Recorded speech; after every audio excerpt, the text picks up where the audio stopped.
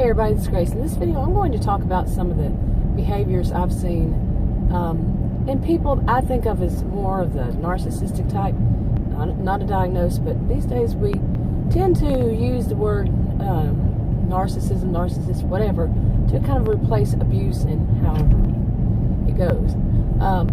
And yeah, so I'm going to use this, but these are behaviors. I'm not sure if all of them I would call narcissistic behaviors, but like I said, it's some things I've seen in them, and some of them I've mentioned, some things I've seen them do.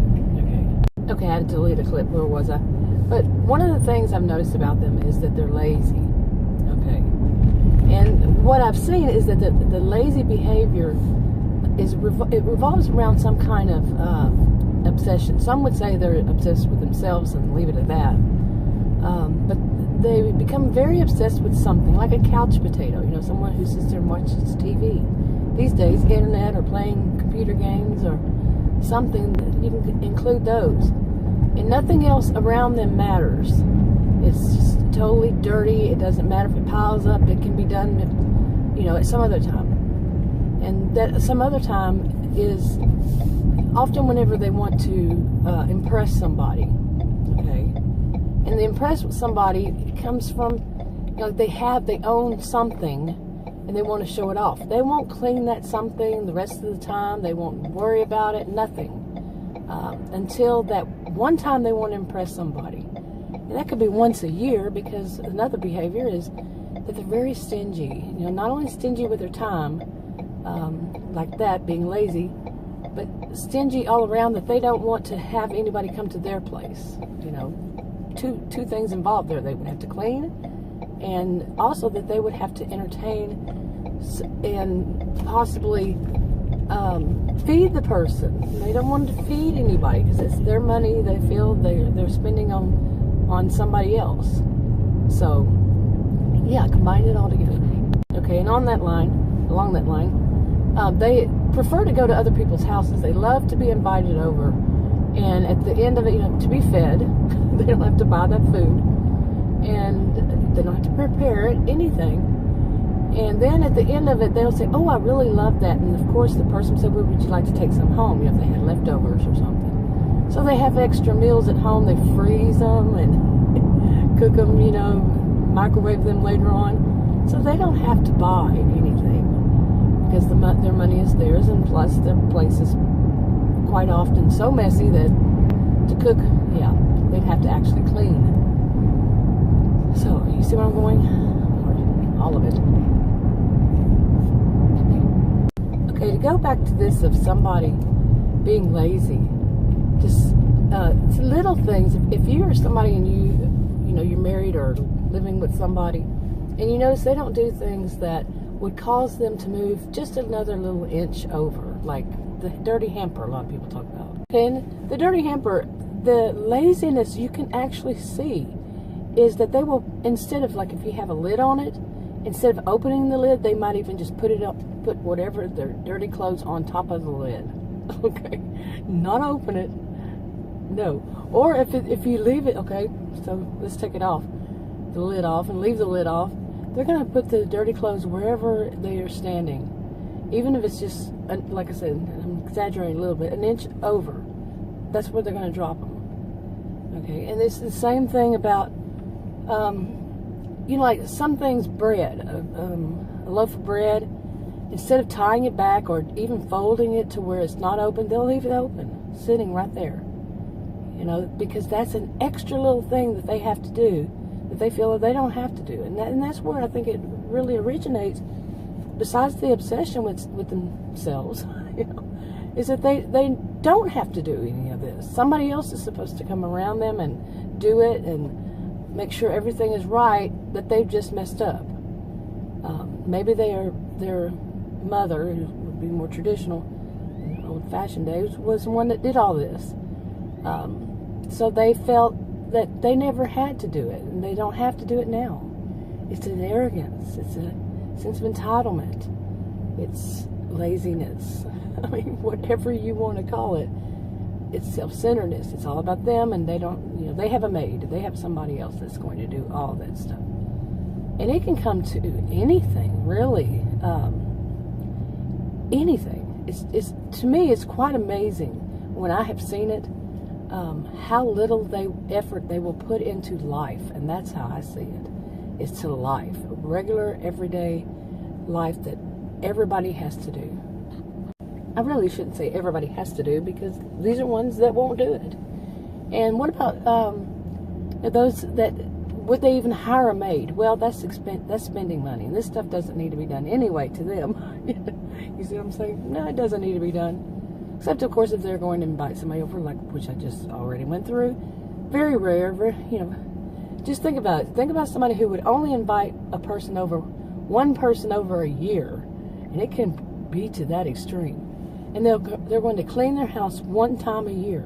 The rest of the time, it doesn't need to be done. Yeah, I've known people like that, and it's amazing. They don't do their dishes. I remember a house where, oh my goodness, it was awful because they just didn't think they had it clean. Okay, I've never been a maid, but actually when I was a kid, my dad changed jobs. He would start off as an accountant, and he changed jobs to where he did some of it sales, some of it carpentry work. I think, what is it called? Making cabinets, cabinet maker, or whatever. And there was a time me and one of my sisters went in and cleaned somebody's house because he was going to do something, so we cleaned it. I don't remember that part of the room. And you can be amazed how people live. Seriously. I remember I was babysitting when I was like, just turned a teenager, 13 or whatever, 14. And, oh my goodness, the people really didn't believe that they had to clean anything. And not long after that house was condemned. Okay, because, they didn't have to clean. They didn't have to do anything, That's how they felt, apparently. Okay, back out of the store. Let's talk about at work. We used to just call them slackers. But think of these as people who would not be working most of the time. They're there, but they could be on the phone, talking to friends, playing computer games, whatever it is, but except once the boss walks around or they hear the boss coming, they all of a sudden start working, get up, or start telling you how to do the job, like as if they're a voice of authority. When they're still, have before that just slacking, not doing anything, playing around. And of course that would make them look good and you look bad. They don't care. It was about them. And usually it involves, to me, their obsession with whatever it is, like a solitaire on the computer. I've seen that before. And whatever, some kind of game or something. And but it's not going to be that they're working, like I said, unless the boss comes around. Okay, now I wonder about these days. These days people have cell phones with cameras on them, like what I'm using right now. And I do wonder how many people have considered videoing their lazy coworker, the slacker. I'm not suggesting anybody do that. You never know what kind of trouble you could get into. Like if you had a boss that you've told that to, you've explained it to, and the boss doesn't believe it because, this type, they're usually very manipulative, very charming. They can con people, make people believe anything about them, and they turn it around on you, make you look the bad one. But what would happen? I wonder if anybody's done that, is to video their coworker who's the slacker and show the boss. What would the boss say? Would the boss still be so enamored with them that they wouldn't believe it, even seeing it? Yeah, so it might take a few days of it, right? Or a week of videoing them. Seriously. These days, things are different. Plus, I think a lot of the businesses these days, I don't know how many, of course, I don't have any statistics on it, but do that. They video their employees. They can sit there and watch what their employees are doing.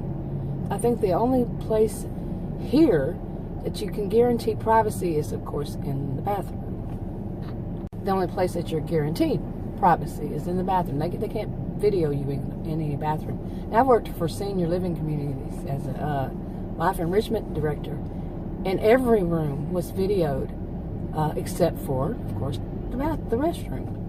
Not the bathroom. It doesn't have a bath. Well, some of them do, actually, in senior living communities. But, yeah, So, of course, I mean, anybody would think that.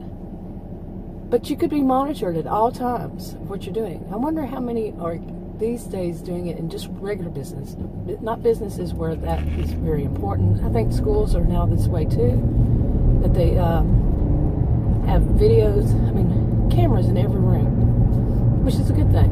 I think in both of those instances, it's a good thing. But what about jobs where it's not needed or not required or not a good thing? You know? Boy, where are my words? I'm telling you, don't use them, you lose them. But yeah, you know what I'm saying. So you might have to be your own, but I wouldn't suggest it. Like I said, I'm not making any suggestions because I don't know your situation and you could get in trouble. Okay, I simplified that, didn't I? You can get in trouble. It's really simplifying. I tend to do that, you know. My master's is in sociology. I tend to simplify. But yeah, these are just some of the things I'm noticing about their obsessions and their laziness and obsessions. And I don't always see it. It's just only about them, you know. But in a way, it is. It's whatever they're interested in. That's all that matters. And to them, that's it. And I was thinking yesterday also about this, is if you're in a relationship with somebody like this, do they even know you? I mean, this is a bit different, but this is in a way the same. They're similar. It's something about their behaviors that they don't really know anybody at all. They don't get to know anybody because what anybody else wants or thinks or feels or anything is not important to them. In my experiences, they've always seen the target as a mini-me. You know, I was thinking mini-me many people were saying mini-me before that show, you know. But yeah, you know, so they don't really know the other person. They just know what they want from that other person, and that person should follow whatever they think. You know, to them, they see that. They should think the same way. And if you have a difference in opinion, oh no, you can't do that. You know, it can become dangerous if you disagree with their opinion. That's another behavior. But there are plenty of behaviors that I've noticed that I don't know how many people see that as falling under narcissism or not. Okay, I think that's enough for this video for now. If you want to subscribe, click the circle. If you want to watch another video on this channel, click on the rectangles. Like, subscribe, comment, share if you would, and I'll talk to you on another video. Bye.